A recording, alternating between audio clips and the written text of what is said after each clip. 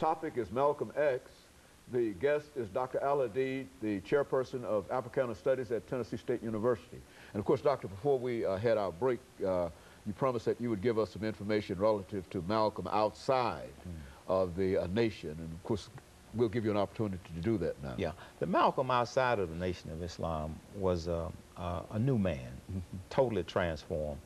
He didn't continue to spout racist rhetoric. He was a person who was actually moving a lot closer to Martin Luther King. As a matter of fact, in February of 1965, just before his assassination, he'd actually gone to Selma, Alabama, in order to form a coalition of conscience with Martin Luther King. Unfortunately, at the time, Dr. King was in jail, but he did take counsel with his wife, Coretta Scott King, Andrew Young, Bernard Lafayette, as well as John Lewis. And he was trying to say that he made some mistakes when he was inside of the Nation of Islam, and he understood that Martin Luther King's strategy of freedom, justice, and equality was the best way for our people to go. So he wanted to take the civil rights struggle from the level of civil rights to the level of human rights. And rather than trying to lodge our case with the United States Supreme Court, he wanted to make an argument for human rights before the United Nations and the World Court, because he actually saw, you know, today, for example, we hear people talking about genocide going on in the Sudan or other parts of the world. In 1964 and 65, Malcolm was saying that the white supremacist government of this country, the white supremacists in this country were actually committing acts of genocide against African Americans. So he was making the case for genocide and also making the case for human rights. And he was trying to get a buy-in from Dr. King in order to move in that direction. And you have to remember now, both Dr. King and Malcolm had gone outside of this country in 1964.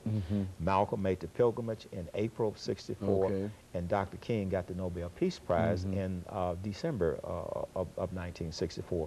So when both of these men came back inside of the United States in 1964, they had shifted from a race-based analysis of the problem to more or less a class analysis and also an international analysis. You remember Dr. King was talking about voting rights. He was also talking about, he started to move against the war in Vietnam. And Malcolm had already been there some years early, even when he was in the Nation of Islam. So they both started to deal more with human rights issues. They both started to deal with international issues, being opposed to the war in Vietnam, being opposed to the apartheid government in South Africa. And it looked as though the two men were starting to come together. As a matter of fact, he was assassinated on February 21st, 1965, which was on a Sunday at 3 o'clock. That following Tuesday, he was supposed to meet with Martin Luther King at the home of Sidney Poitier. They were supposed to come together and have a discussion about how Malcolm could get on board with the civil rights movement and take it to the next level. Because there's no doubt that Malcolm completely dominated the ghettos of the North, and also some of the ghettos on the West Coast, like Los Angeles, San Francisco, and so forth. King completely dominated the southern region. So the leaders, these two leaders, one being the champion of the blacks in the inner cities of the North, and the other one being the champion of the working class in the South, as well as the peasants, the sharecroppers in the South, in Alabama, and Mississippi, and Arkansas. So had those two men come together in 1965, the kind of problems that we're looking at now would probably not be in existence, because those two men, I think, working in tandem, working together, would have been the type of unity that we needed on the international front as well as the local scene. You know, you spoke earlier about Dr. King and Malcolm, and I think that at one time you indicated that Malcolm and King sort of play the same role in a real sense, and they were both disliked intensely by J. Edgar Hoover. Touch upon that. I mean, what was Malcolm's relationship with Mr. Hoover, and why? And I think that there's even some suggestion that the government might have had something to do with his assassination, even though the government itself did not assassinate him. He was, from what I understand, he was assassinated by members of the Nation of Islam's organization. But speak to that. Yeah, that was a myth, I think, and I would want to call it a myth that was sort of operating inside of the intelligence community in this country at that time. And much of it had to do with the fact that we were in the Cold War, you know, the communism versus the Western so-called democracies. And so J. Edgar Hoover had this idea that he wanted to stop the rise of a Messiah, almost like Pharaoh during the times of Moses. And he did see Dr. King and Malcolm as a possibility of being that Messiah that would rise up among the African Americans and free them from the bondage of modern-day Pharaoh.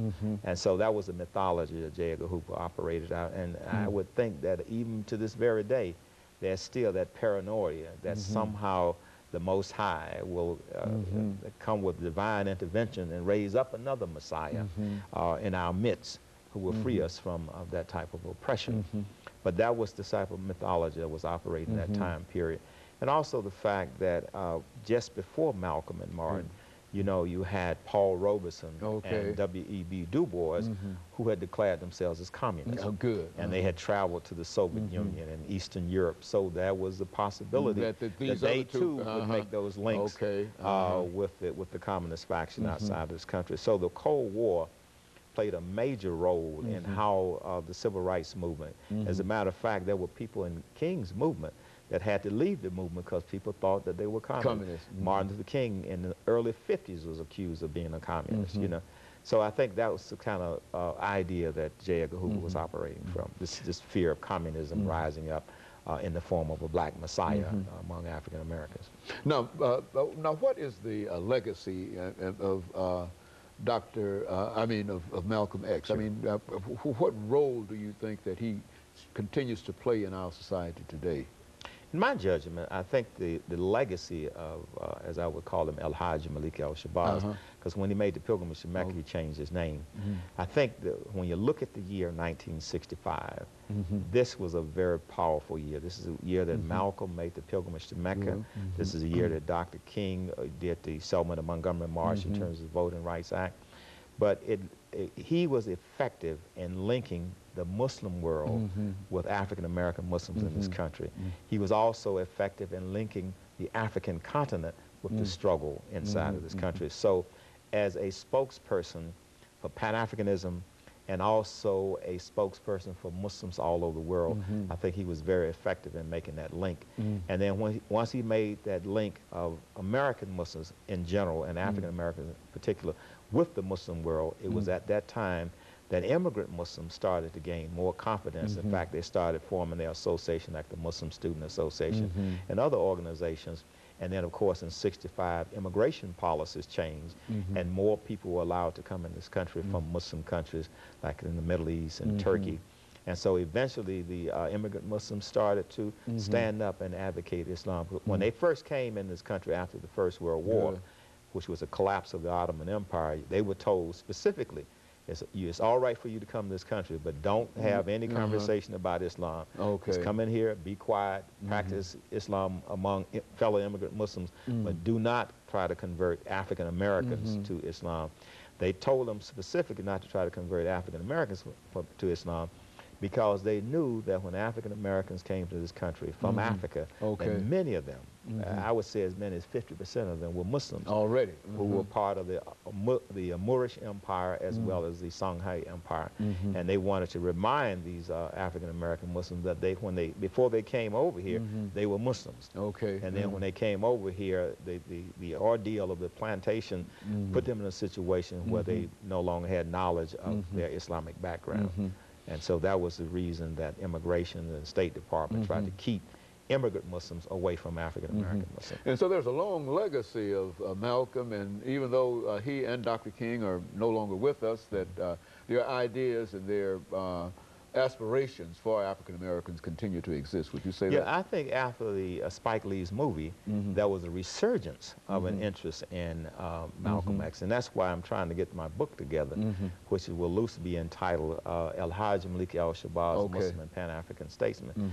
And I also think that in a post-9/11 world, it would be good for all Americans to look at Malcolm's religious biography so that they too can have a better understanding of the Muslim world rather than seeing the Muslim world through the eyes of people who are making a bad name for Islam. Or look at the book that you and Dr. Lewis Baldwin produced, Between Cross and Crescent. Absolutely. I think that would do the same thing. Sure. Okay, and of course, let me thank you, Dr. Al-Hadid, and let me encourage our audience to tune in again next week for another informative edition of Comments. Thank you and good morning.